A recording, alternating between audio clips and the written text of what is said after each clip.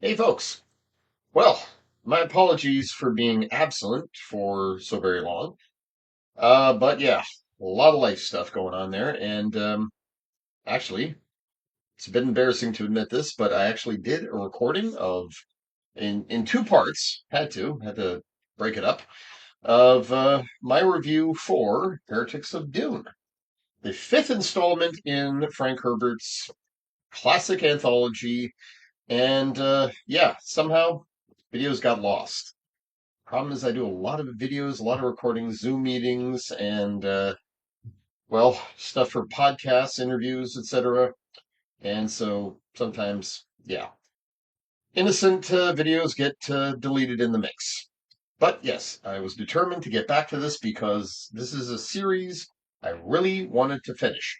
First up, the beer I'm drinking right now is Wolf's IPA by Raised by Wolves, sorry, by Driftwood Brewing. It is, as noted, an IPA, very much a West Coast IPA. Very hoppy. It's got the usual mix of your three C's, Cascade, Columbus, and Centennial, I think.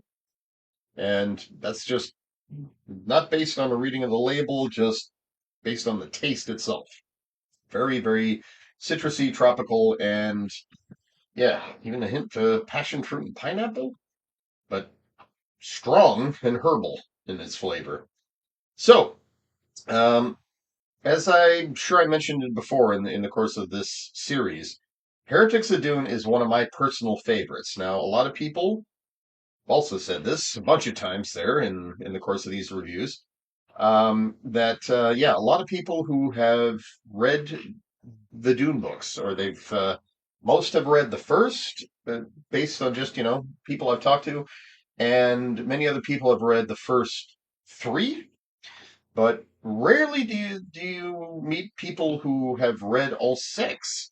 So five is kind of like a hidden gem that a lot of people wouldn't have got to because, of course, they didn't really venture beyond book one. They didn't venture beyond the first three books. Book four can be a bit of a gatekeeper for a lot of people, I think, because it's quite dense and very philosophical and kind of plotting and so forth. And that's really too bad because book five, whereas everything up to book four, and especially book four, puts in a lot of threads, a lot of hints, a lot of telltale kind of little indicators that you really don't fully grasp until rereading and further reading. Book five is where a lot of it really starts to come together. And unfortunately, Frank Herbert died before writing the seventh and allegedly final book. And that task was picked up by his son and Kevin J. Anderson, a famous pulp sci-fi and sci-fi fan fiction author, which, yeah, want to get into in a later review. But yeah, to give a quick breakdown of this, and once again, I'm caught between spoiler territory and adequate review territory here. So keep in mind, yeah, uh, there will be spoilers ahead, but I'll try to keep it as general as possible, so that people can hear what I have to say if they feel like it, and then hopefully they'll actually be encouraged to read this book. So yes, Heretics of Dune, the events of that book, they take place roughly 1,500 years after events in the God Emperor of Dune. And so, and those events took place, what was it, 2,500 years after the events in Children of Dune, which was about a generation after the events of Dune itself. So at this point, over 4,000 years have passed since Paul Muad'Dib and led the Fremen on Arrakis in a grand revolt and overthrew not only the Harkonnens but the Imperium and created the dictatorship of Muad'Dib and the religion of Muad'Dib and so forth. Leto the Second, of course, then became the tyrant. And at this point, as Leto predicted and hoped, yes, his rule, people look back on it, he's known on Arrakis as Shaitan. And, well, yeah, the name of Arrakis is no longer Arrakis, it's just Arrakis. A lot of, place names and nomenclature have changed. They've evolved since the dissolution of Leto's empire. And, okay, I notice my hair keeps sticking up. It's the fan. It keeps pushing it up. So I'm just going to ignore that. Or try to. OCD. It's not helpful in situations like these. Any case, so the the book opens onto, yes, a universe now that has changed dramatically since Leto died, and his worm body broke apart and retreated into the sands on Arrakis.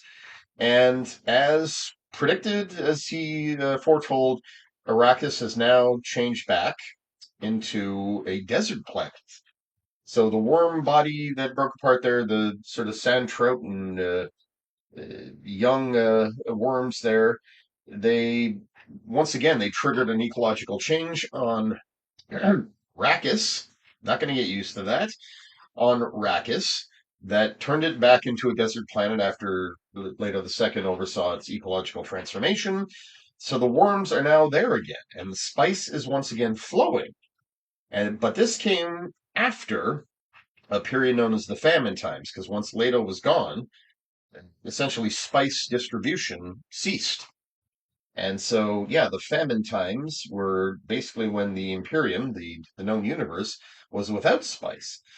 However, civilization did not collapse because Leto had been weaning humanity off the spice for quite some time, and the great orders, right, the Bene Gesserit and the Guild and others, yeah, they had managed to find their way around dependence upon this single resource as a result of that.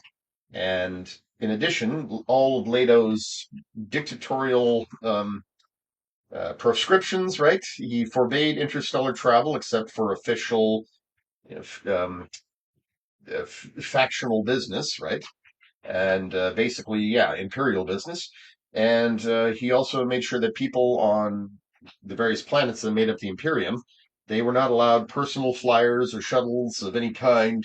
So or yeah, hover cars or whatever they had. So basically, the population was restricted to walking everywhere. And so this sort of stifled nature that he imposed on the Imperium, it then, as he had said in book four, or no, it was book three actually that he originally said that he said that he would impose, a strict tyrant style repressive dictatorship on the universe, and that eliminated the great houses. There were no longer any great houses at this time. Basically, whatever pretenses to nobility and so forth that had been there, the feudal structure of the universe had been dropped, and the state of living standards and so forth, as had been noted by chroniclers and people who had been looking at the state of Leto's Imperium, they noted that, yeah, basically the classes are approaching equilibrium here. There's this, which is an interesting thing to have taken place there after the events in Dune. They established that, of course, the Imperium was very, very much all about dynastic rulers, the emperor, the great houses, the Frau Lut, whatever they call them. Yeah, basically, yeah, the Congress of the Great Houses. And so anyway, so after that, after all Leto's imposition of that, and they'd also mentioned this in book four, the guild manages the Ixians. Sorry, they managed to create a navigation machine that does away with a human navigator who is, of course, relying on the spice for their abilities. So basically, guild ships now they are equipped with their own navigation drives that use whatever fancy technology they've developed to get around prescience and just remove the need for a seer who can see through space and time to navigate a ship. Yeah, and that and their classic Holtzman engines, which is what folds space. And although that is never explained how they do that, but there was some hints given in book six as to how that worked. and did a lovely article about that a while back on the technology in the Dune universe. It's quite fun. So yeah, this stuff is pretty fresh right now. So I did review all that. Anyway, yeah. So that technology plus synthetic spice, which the Tleilaxu came up with.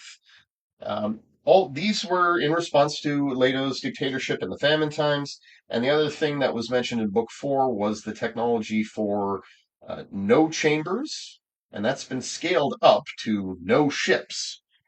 And the idea behind that is that you have a ship now with that's specially designed. It's got special material around it that absorbs radiation and prevents prescience. So Leto himself, or a guild navigator, or anyone else who developed, the Kwisatz Haderach like abilities, they would not be able to see what's going on inside them. So now the universe is filled with these no ships and no chambers and all forms of the technology that ensures that no prescient can see what people who are inside them, and this now accounts for much of humanity at any given time, what they're doing and what they're up to. So all of this to say that what Leto did was he was basically trying to make humanity immune to people like himself and Paul Moadib. And he said that's exactly what he set out to do, and that's what he's done.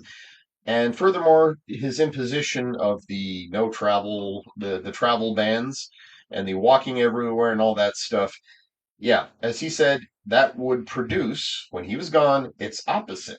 And it has. Using the no ships, the guild navigating machines, synthetic spice, all of that, humanity just burst forth and began expanding into beyond the Milky Way galaxy, into other galaxies and even other universes. Because jump drives apparently have that ability. If you can fold space, move from one point in space time to another, well, then either by improvement or extension, they're able to jump to new universes or to alternate universes, right? And so humanity is now spread beyond the range of any one individual. And the rule of any one person, the prescient ability of any one person, the control of any single faction, and reliance on any single resource. So all of this was part of Leto's the Second's plan, and Paul Moadib, who had foreseen it first.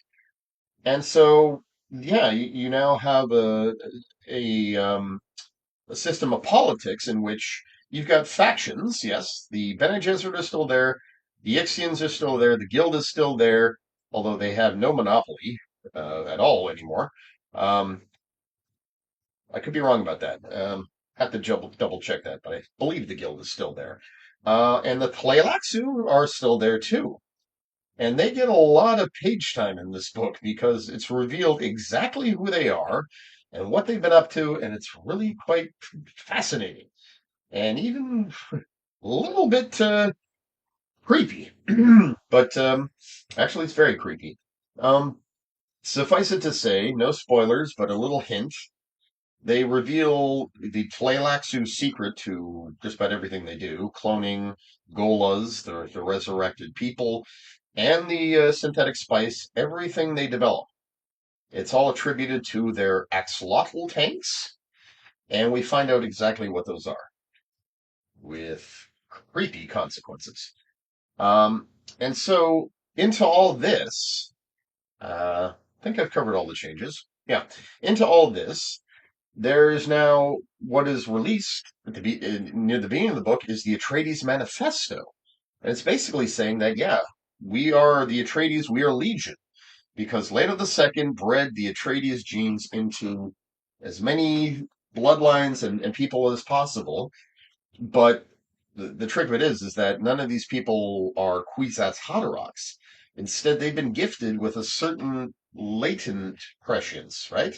They can sense things, they are attuned, they are able to work out their futures moment by moment, not being trapped by any set future.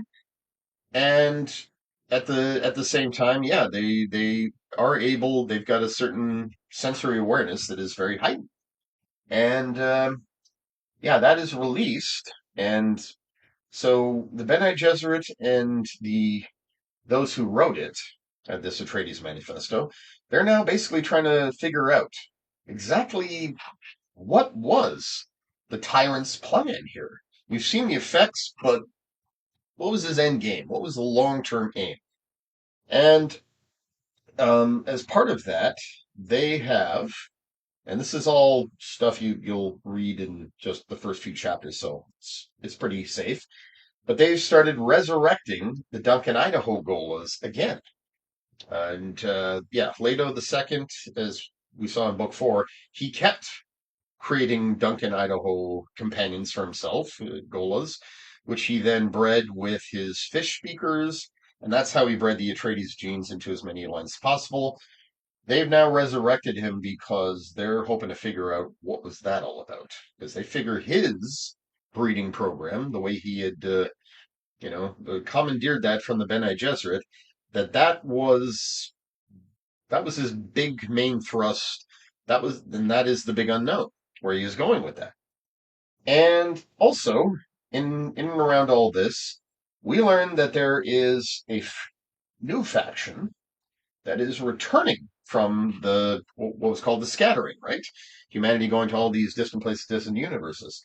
And so there's a faction that's coming back, and they're called the Honored Matras. So they are, much like the Bene Gesserit, a sort of a priesthood of all women. They have taken the Bene Gesserit talent, their their sort of tantric sexual prowess, right?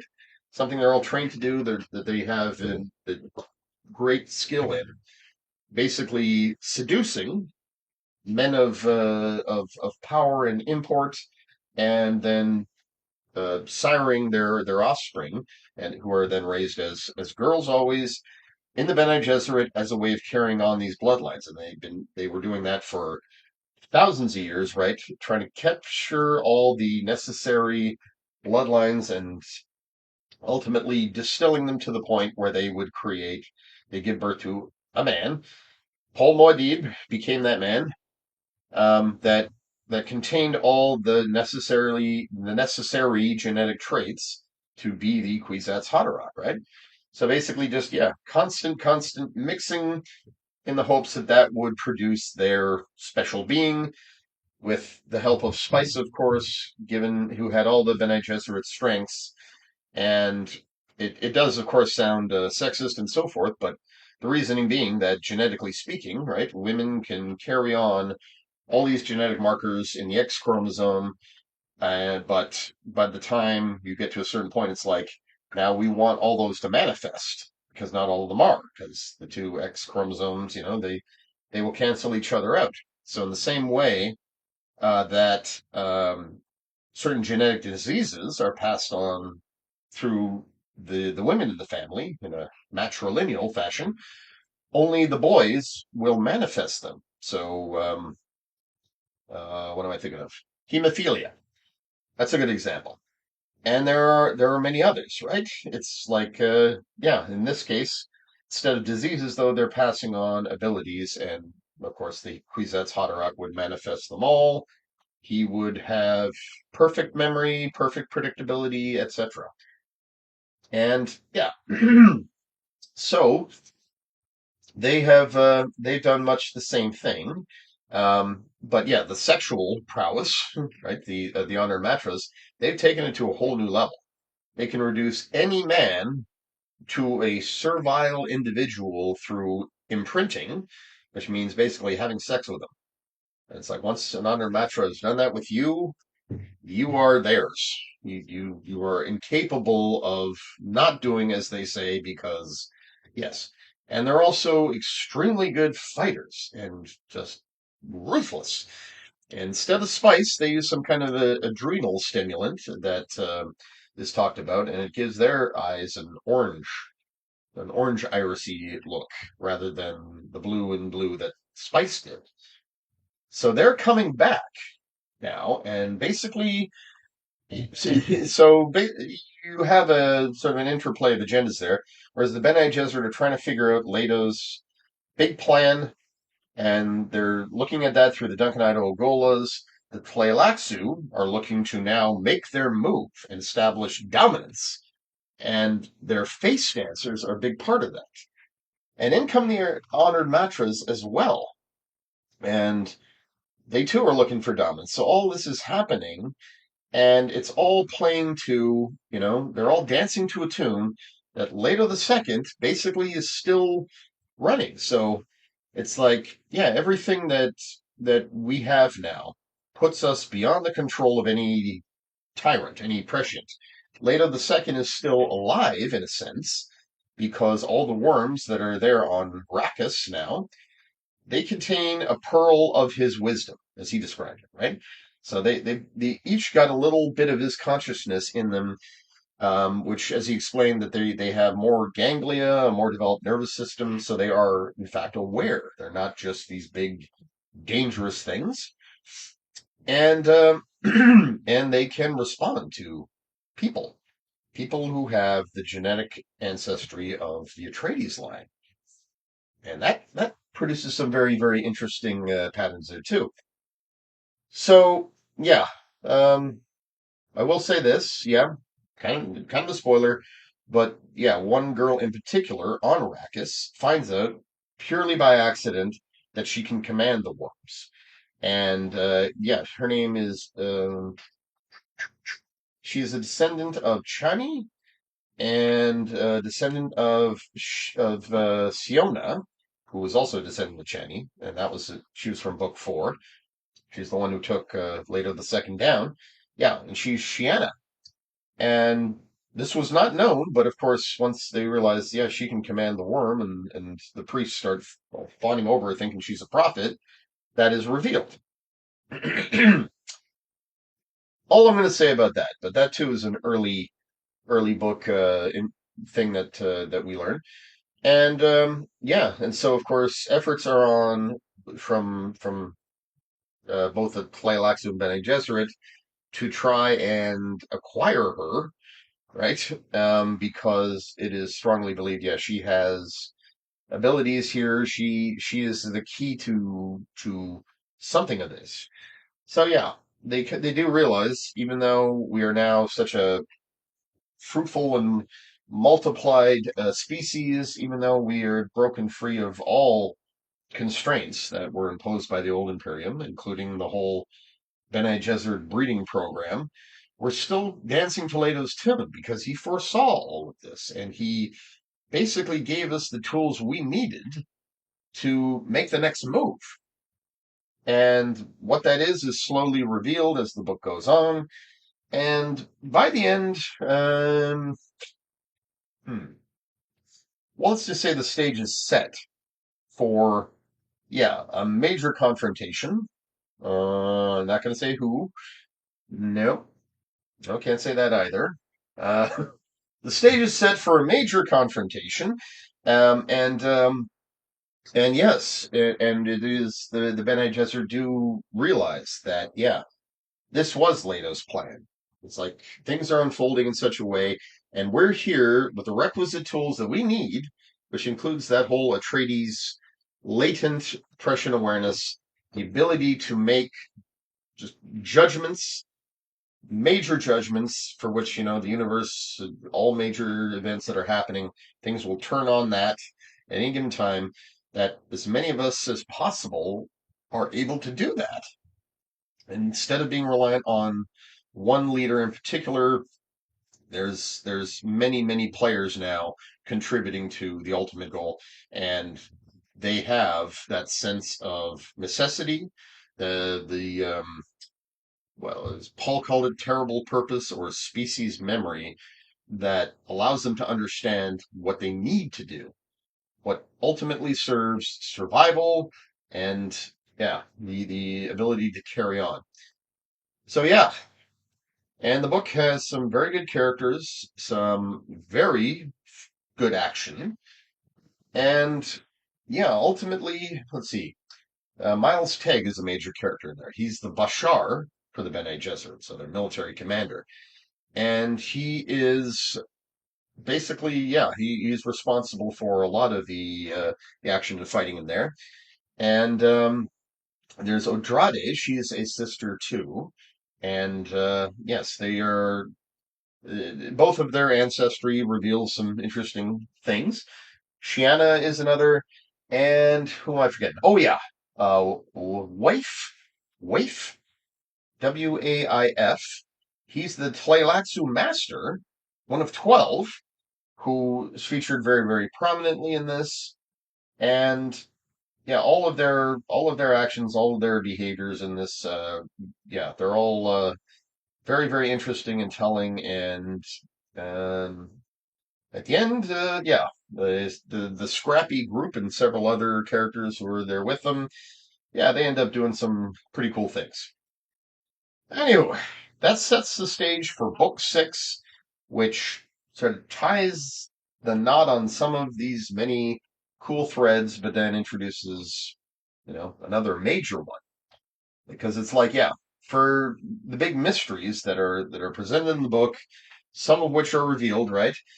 Not only, yeah, what was Leto the Second's plan? What was he talking about when he predicted these things and he foretold of these things? How did that turn out? What, our favorite destinations there, in addition to Arrakis, which was changed to Arrakis. You have Caladan, now known as just Dan, and Gadi Prime, the Harkonnen homeworld, is known as Gamu. And this has happened pretty much across the board, right? Place names have changed. They've sort of been simplified or whatever. And that whole idea of linguistic evolution is very cool. And my wife, being a linguist, obviously she got me rather interested in this stuff a long time ago. And I've been looking at that myself for the purpose of science fiction writing, right? Like writing stories that look at how language will evolve, much as it has since the beginning of time, uh, because of further migrations and interstellar migrations, right? Yeah, the possibility of that, or even interplanetary migrations.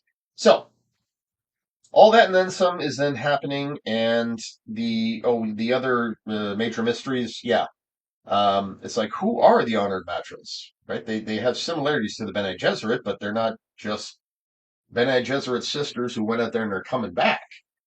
There's a whole new interesting sort of, combination there that led to their creation. Who are the Tleilaxu, really? Also neat. We get a peek behind the curtain. And also, yeah, why are the honored matras, invading the old Imperium? They're basically leaving their old home, so much like the yeah, the mass migrations of horsemen from the east, whether we're talking about the Mongols, the Huns, and well, the Indo-European migrations, right? The way that spread so many of the languages we now know today as part of all known European languages and yeah, Western part of the Western tradition and also Central Asian languages too, right?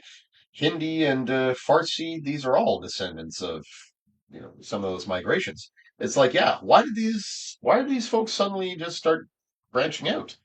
Were they running towards something, or were they running away from something? Or yeah, or were they just looking for greener pastures because the pastures at home weren't doing so good? All that comes up, and it's quite neat. And I wish I could go into more detail, but yeah, this is why the previous video I did, it had to be broken into two parts because it went like an hour long. Ugh. And even I was just overwhelmed by the amount of details I had to recall. So yeah, I recommend strongly that people check out Heretics of Dune. And to give you a little bit of a preview of what comes after, it's Chapter House Dune. Yeah, that sort of wraps things up for the. It did as far as Frank Herbert could in the whole Dune series. Book six is a lot like book four in that it is pretty philosophical. It is pretty dense and it's slow build up and a lot of talking, a lot of this and that, a lot of exploring. And in fact, they do get into the honored matras culture and the details about who they are rather extensively there, and they provide hints as to why they've come back into the old Imperium seeking conquest and why they're rather obsessed with, in particular, taking down the Bene Gesserit. Not so much eliminating them as just, conquering them and capturing all their secrets and so forth. Why they're so interested in that. Because that was a big thing. Cool. And yeah, and there too, they leave some pretty tantalizing threads untied, and that has been the huge mystery of the Duneverse ever since Frank Herbert died. It's like, what was he building towards? What was his true intention here? Because when I get to it, talking about what the son Herbert and his Kevin J. Anderson, his co-writer there, what they came up with, it struck a lot of people, fans and critics alike, as just no way. Doesn't work, doesn't fit. And also, it's really, really pulpy sci-fi science fiction material here. So, we may never know. But yeah, people who are far more versed in this than I am, and if you're on YouTube, check out Quinn's Ideas. It's a video where this young aficionado, uh, kind of a science fiction guru, he's also a graphic artist and just really freaking smart. He gives a detailed breakdown of each book. And I turned to him and I listened to all of his reviews there because yeah, he manages to really sift through them and pick up a lot of things, a lot of nuance, a lot of fascinating stuff, a lot of details that I was not keen on at the time of reading. I came away with a pretty general understanding, I felt. Um, but of course, that's Frank Herbert's kind of his gift. He's a bit of a Nietzsche. He's inaccessible. His books are written for everyone and no one, right? But whereas Nietzsche was scant on details, and that's kind of what contributed to him being inaccessible.